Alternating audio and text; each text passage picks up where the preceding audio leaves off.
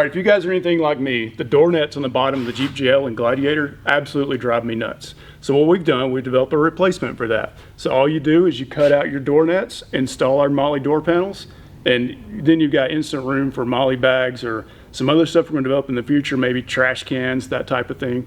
And today we're going to take out our prototype panels and install our new satin red coated panels.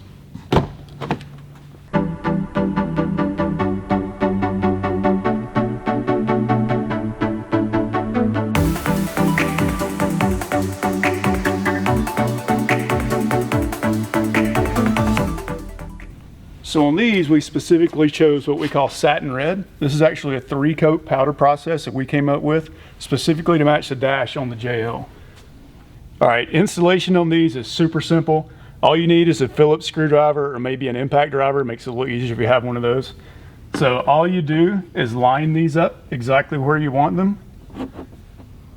I like to put that middle screw in the bottom first because it still gives you a chance to sort of rotate those out of the way. Now you can rotate it to fine tune it exactly where you need it, just like that. Now we'll add the other screws. One thing I forgot to mention, which you guys have probably already picked up on, my nets are already cut out here. I did that when we were developing this product. So you're gonna have the step where you need to cut the nets out. All you have to do is take a little razor knife or a pocket knife and just cut each little strand, then you can pull the whole net out as one piece. Takes about, a minute or so to cut those out. But just to let you know that you will have nets here. These are already gone.